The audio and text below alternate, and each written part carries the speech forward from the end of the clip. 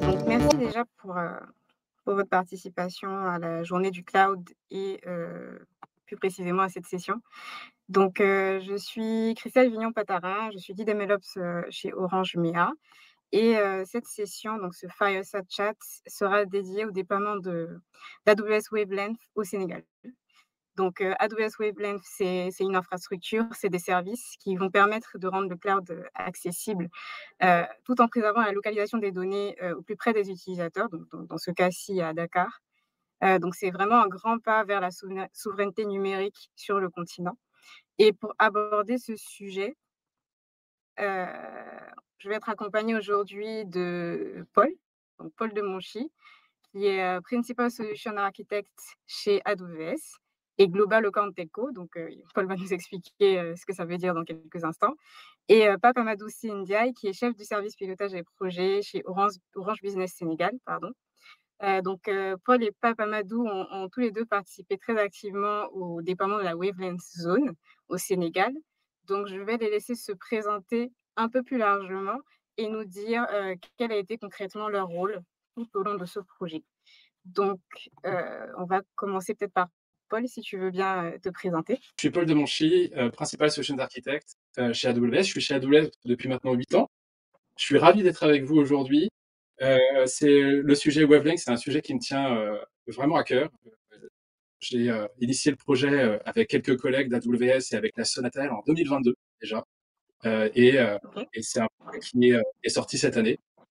Euh, pour, en deux mots, mon rôle chez AWS, c'est que je suis responsable de la relation technique entre AWS et Orange au niveau global. Ça veut dire dans 26 pays.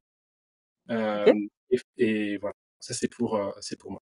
Merci beaucoup, Christelle et Paul. Je remercie également les participants à cette session.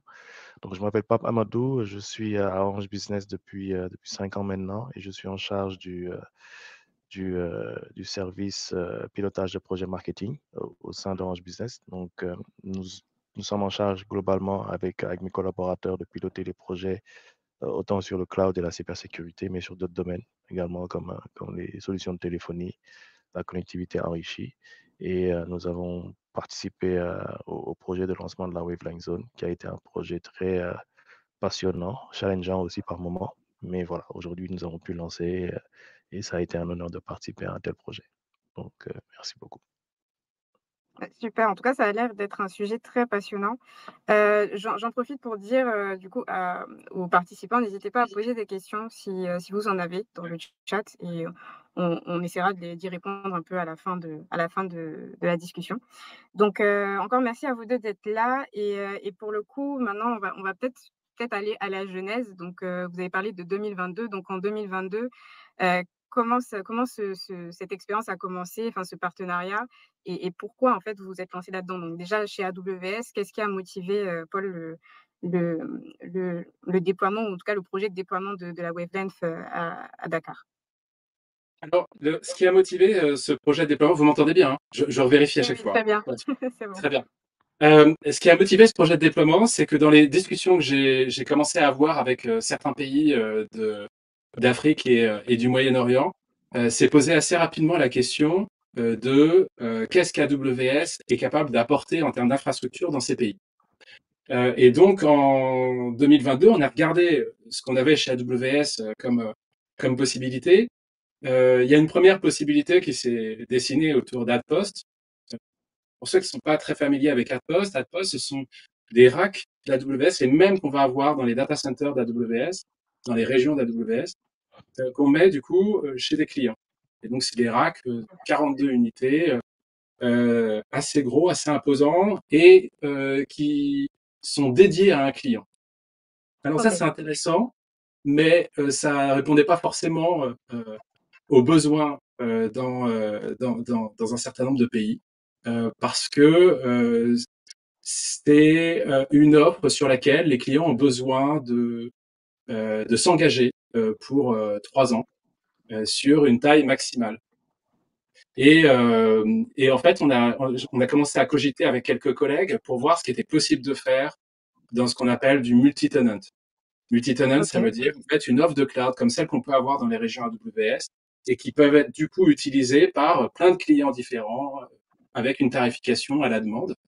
Parce que pour nous, c'est vraiment la manière d'apporter le cloud pour tout le monde et localement. Et du coup, on a travaillé d'abord sur un principe qui s'appelle Local Zone, Mmh. qui est euh, qui est qui est un principe sur lequel on a des racks qu'on met dans un data center et qui est géré par AWS entièrement.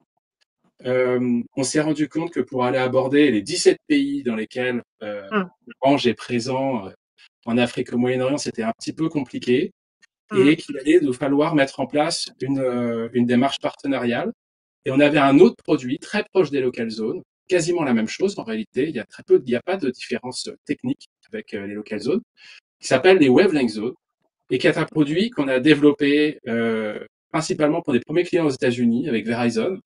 C'est une sorte de local zone en fait. C'est une local zone qu'on met à l'intérieur d'un data center d'un opérateur télécom.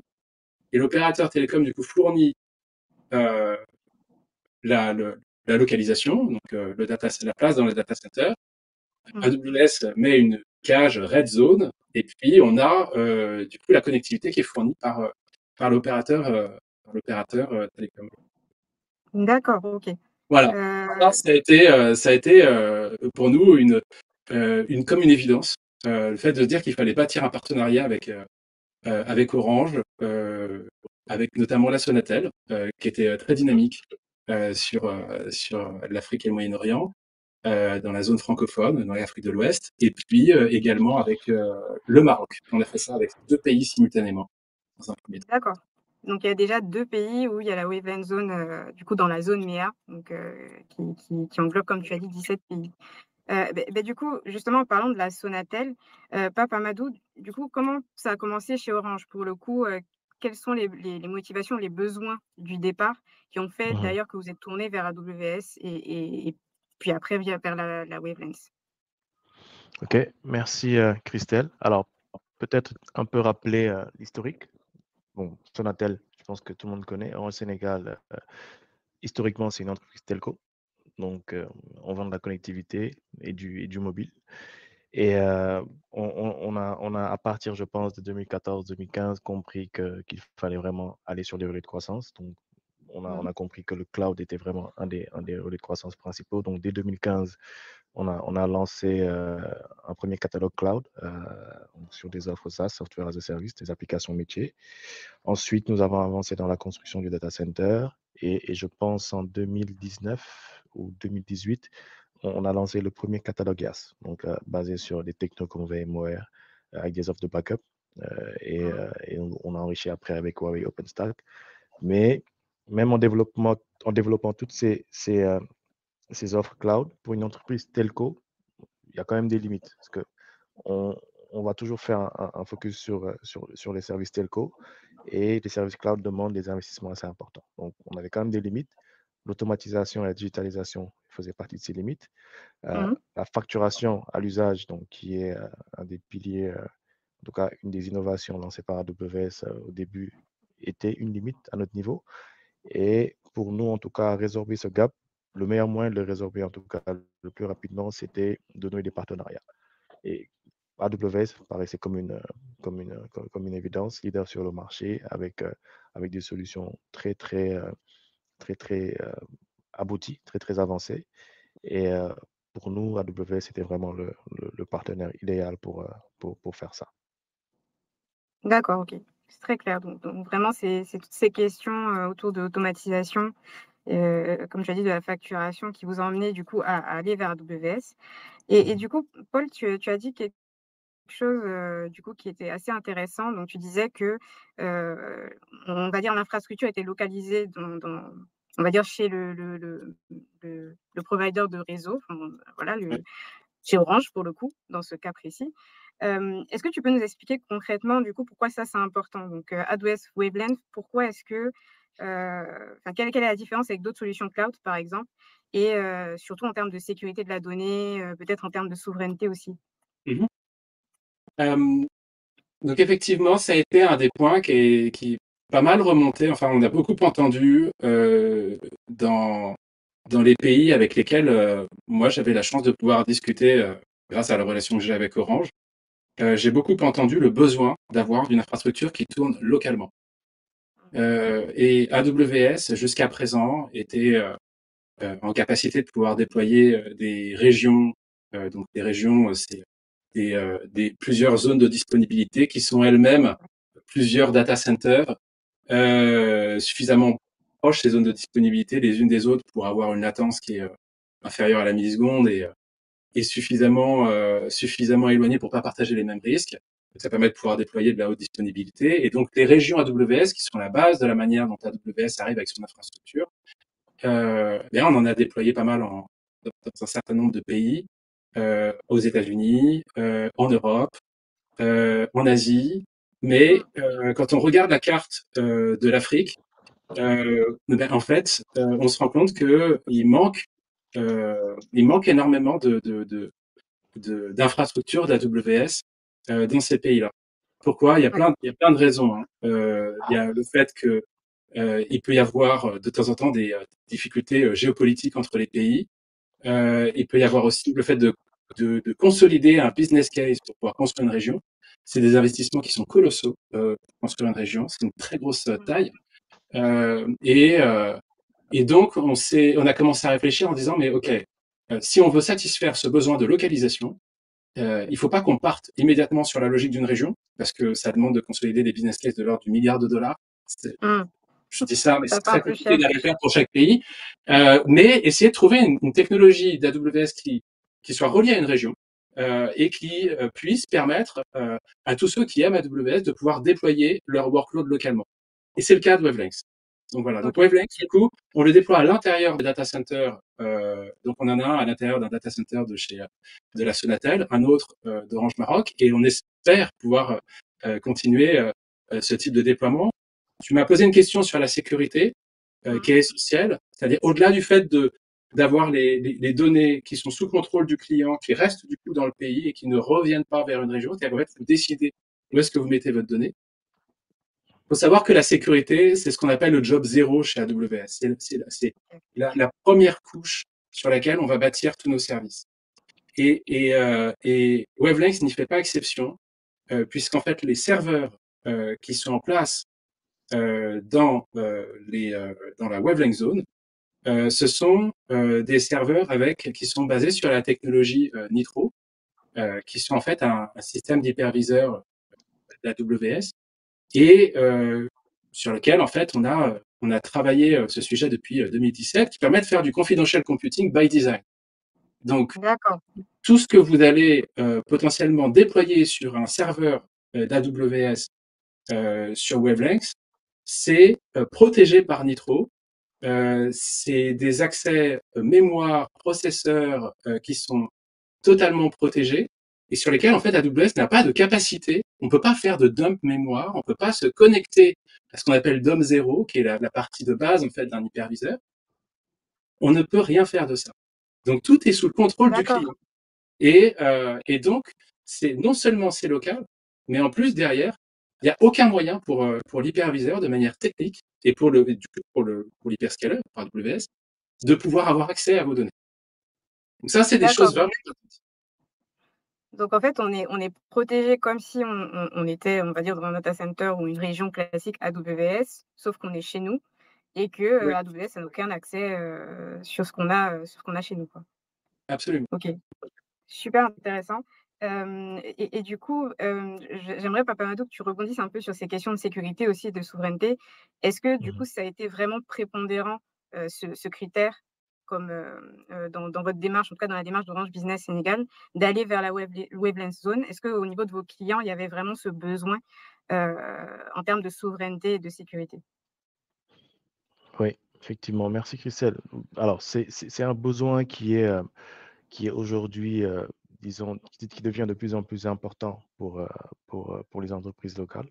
Avant, enfin, historiquement, c'était vraiment pour les banques, parce que les banques aujourd'hui ont des exigences d'avoir leurs données bancaires au Sénégal, donc tout ce qui est historisation des logs, réversibilité des données, etc. Donc, c'est vraiment réglementé pour les banques et les entreprises financières. Donc, historiquement, c'était vraiment les banques qui utilisaient AWS, donc qui étaient un peu réticentes à aller sur le cloud, qui avaient toujours leur serveur, leur core banking, donc leur serveur physique chez eux, et Mmh. qui peut-être, voilà, soit avaient deux salles serveurs pour la réplication, ou pour certains, en tout cas, externaliser au moins le backup pour la réplication chez un fournisseur cloud. Donc, aujourd'hui, la Wavelength permet d'avoir quand même le cloud, donc toute la technologie d'AWS, les services innovants, donc que ce soit des machines virtuelles, que ce soit de la containerisation, Mmh. que ce soit des machines avec GPU et d'autres services de la marketplace, de les avoir directement avec la Wavelength, en toute autonomie, avec un mode de facturation à l'usage, et surtout maintenant les données au Sénégal. Donc effectivement, ça a été un, un- un- un facteur très très important en tout cas d'aller avec AWS pour ça, parce que c'était pas un modèle en tout cas que nous avions implémenté jusque-là.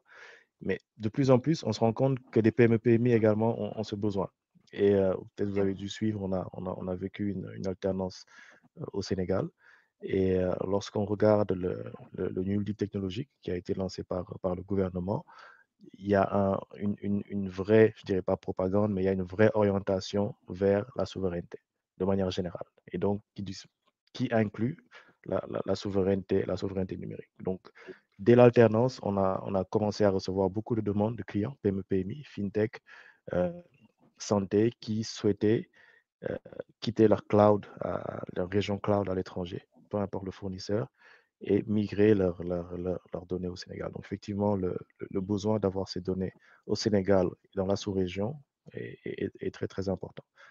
Et Paul l'a peut-être évoqué rapidement, mais je pense que Mmh. l'histoire, en tout cas, sur la propriété des données, donc, en Europe, aux États-Unis, euh, on a un peu de législation dessus, donc avec le Cloud Act, le RGPD. Ce n'est pas encore bien aujourd'hui légiféré, en tout cas en Afrique de l'Ouest, mais je pense que Mmh. c'est quelque chose qui va arriver. Et la wavelength, en tout cas, et tout ce qu'on propose en cloud local va nous permettre d'anticiper sur ça. Ouais. Oui et puis d'être un peu précurseur aussi, du point de vue de la réglementation. Donc du coup, en termes de justement, en termes de retour client, donc il y avait des besoins au départ, mais est-ce que depuis le lancement de la Wavelength, donc c'était en avril, donc il y a pas très longtemps, mais Mhm. est-ce qu'il y a déjà des retours clients? Et du coup, ça rejoint un peu la question aussi de Timoko Meite qui est analyste SOC chez Nyoko Communication. Donc il demande quels sont les cas d'usage concrets déjà déployés avec Wavelength au Sénégal? Donc concrètement, oui, enfin, est-ce qu'il y a des clients qui utilisent déjà, depuis 2 mois que ça a été déployé. OK. Alors, c'est une question pour moi ou pour Paul? Pour nous deux? Pour, Papa Madou, pour toi. Pour moi. Pour toi. D'accord, super. Alors, effectivement, on a certains use cases qui ont déjà été déployés. Donc, ce qu'il faut dire aussi, c'est que la Wavelength ça a été ouverte en preview à certains clients. Donc, 3 mois avant le lancement pour qu'ils puissent expérimenter des cas d'usage. Et Paul et moi, moi personnellement, j'ai été impressionné par la diversité des cas d'usage qu'on avait eu. Euh, on a eu un cas d'usage, bon, je ne vais pas citer les noms des entreprises, mais on a eu un cas d'usage d'une entreprise, donc de l'État, qui développe des solutions de microfinance pour tous les micro-organismes de financement du Sénégal. Donc, c'est un cas classique d'une application avec des EC2 et les services, donc des machines virtuelles et des services de connectivité. On a eu une entreprise qui développe, qui fait du machine learning, donc qui avait besoin de machines avec des GPU et donc qui utilise, je pense, Gen AI et qui avait Mmh. vraiment besoin d'entraîner des modèles directement sur la wavelength. Et depuis le lancement, en tout cas, on a eu certains clients voilà, qui utilisent la plateforme et qui sont également en train-by, des fintech, des entreprises de l'État, donc des entreprises sectorielles. Donc, on a vraiment une diversité, en tout cas, de cas d'usage sur la Flex. Et on a également des clients qui étaient sur des infrastructures locales, donc on-premise, et qui sont en discussion pour migrer entièrement leur infra sur Wavelength. D'accord, OK. Donc Si tu me permets, Papa Madou, je rajouterais aussi une grande entreprise sénégalaise dont là, cette fois-ci, je vais dire le nom, qui est la Sonatel, qui, pour ses propres besoins, utilise la Wavelength Zone. Et j'ai eu la chance de participer et d'animer ce qu'on appelle un experience-based accelerator, qui est en fait une session un workshop de 3 jours avec des équipes de l'IT de la Sonatel sur lesquelles on a travaillé sur des migrations applicatives. Ça a été une expérience assez géniale. Mais je pense que c'est important de le souligner. La Sonatel, non seulement héberge la Wavelength Zone d'AWS, mais en plus l'utilise pour ses propres besoins. Ouais. Donc on peut être confiant si Orange Business propose ça à ses clients, c'est qu'ils l'ont déjà testé, pour le coup. Et du coup, j'ai une autre question. Donc là, pour le coup, c'est concernant, votre vision par rapport au positionnement aujourd'hui du Sénégal dans la zone, donc en Afrique de l'Ouest, avec cette Wavelength Zone. Donc je sais pas, Papa Madou, comment tu vois le positionnement aujourd'hui du Sénégal, d'Orange même, au niveau de tout ce qui est, l'avenir du cloud, on va dire dans la zone d'Afrique de l'Ouest? Comment est-ce que tu vois ce positionnement? Alors, je le vois comme alors, je parlais plus de vision. Je pense que la vision, ce qu'on veut faire, en tout cas, la vision d'Orange pour le Sénégal, c'est d'en faire un hub technologique régional. Et OK. comme Paul l'a dit, aujourd'hui, on a 2 wavelength zones, une au Sénégal et une autre au Maroc. Donc, dans la zone, en tout cas, le Sénégal est pionnier. Et on a une multiplication de toute manière de data centers au Sénégal avec plein d'acteurs qui viennent s'installer, ce qui montre que le potentiel est là au Sénégal. Maintenant, pour moi, de manière factuelle, il nous faudrait voilà, que les autres pays également se développent. Parce que s'il y a une autre région en Côte d'Ivoire, au Mali, au Burkina, ce n'est pas forcément une concurrence parce que le cloud permet de développer plusieurs cas d'usage. On peut avoir, par exemple, des cas d'usage de redondance géographique. On peut avoir un site principal au Sénégal et un autre au Mali, au Burkina, dans un autre pays. Donc, plus on a une multiplication de cette région-là, plus les potentialités vont s'ouvrir et le marché cloud va grandir. Un chiffre, Mmh. le marché cloud au Sénégal, enfin, dans la sous-région, grandit, je pense, augmente de 30% en moyenne, 20 à 30% en moyenne, ce qui est assez OK. important. Mmh. Et donc, le Sénégal peut être vraiment un leader, mais il faudra Mmh. également que cette dynamique-là soit ressentie dans les autres pays. Et je pense que c'est le OK. cas. Je regardais les invités. Je pense qu'on a plusieurs invités du Bénin, du Burkina, du Mali. Ça fait vraiment plaisir à voir et on espère que cette vision sera matérialisée. Et de la Côte d'Ivoire, moi-même, De la Côte je suis à d'Ivoire, Abidjan en ouais, ce moment. ouais, super, super. Et justement, en parlant de cette vision de un peu panafricaine, cette vision on va dire d'expansion, hein, de généralisation des usages cloud, en Afrique de l'Ouest et en Afrique en général. Je sais pas, Paul, est-ce que justement il y a une stratégie d'AWS de déployer plus de wavelengths? Est-ce que, les déploiements au Maroc et au Sénégal, c'est des blueprints aujourd'hui pour pouvoir faire d'autres déploiements en Afrique en général? Alors c'est l'intention et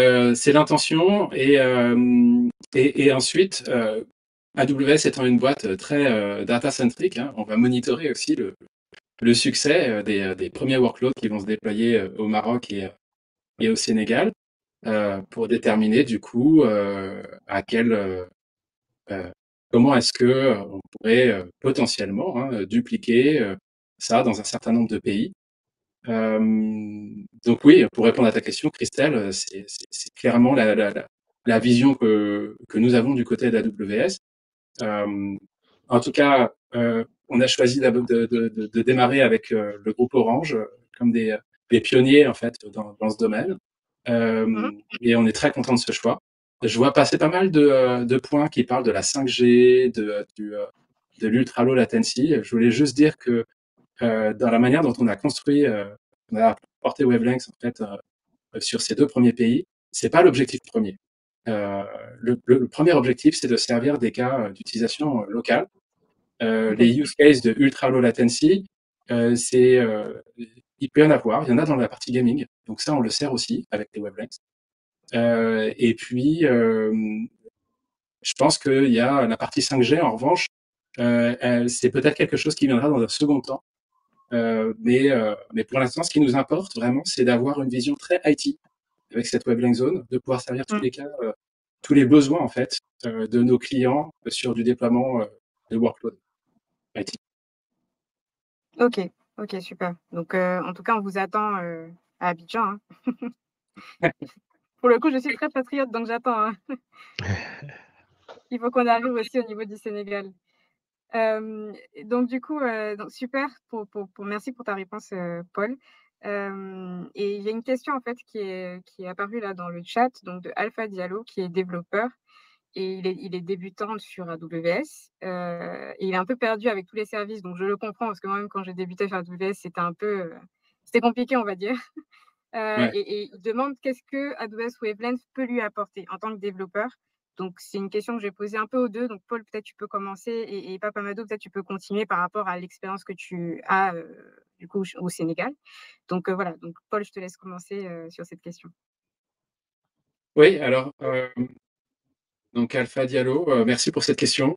En tant que développeur, ce qu'une Wavelength Zone peut apporter, c'est la capacité à pouvoir déployer euh, des softwares sur directement, localement dans le pays à la demande et d'avoir surtout les softwares que vous allez être en capacité de pouvoir développer, de faire en sorte que quand vous les déployez sur Wavelength, vous payez juste à la demande. Vous payez juste pour les besoins du moment. Pour un cas très Mmh. simple, s'il y a un gros pic mettons que vous ayez développé un site web, si en soirée il y a un gros pic d'usage, ce que va permettre la Wavelength Zone, typiquement, ça va être de pouvoir dupliquer le workload pour pouvoir répondre à la demande de charge à un moment donné, et puis automatiquement de pouvoir réduire le déploiement pour des moments où il y a moins de sollicitations. Donc vous payez moins à ce moment-là. Ça, c'est ce qu'on appelle l'autoscaling. Et ça, c'est présent sur Wavelength. Vous pouvez aussi déployer avec les technologies de containerisation qui vous plaisent le plus. En l'occurrence, Kubernetes, Amazon Elastic Kubernetes Service, EKS, est présent et utilisable directement sur les Wavelength Zones. Pareil pour ECS, Elastic Container Service. Voilà, on a des load balancers, application load balancers qui sont disponibles aussi sur la Wavelength Zone.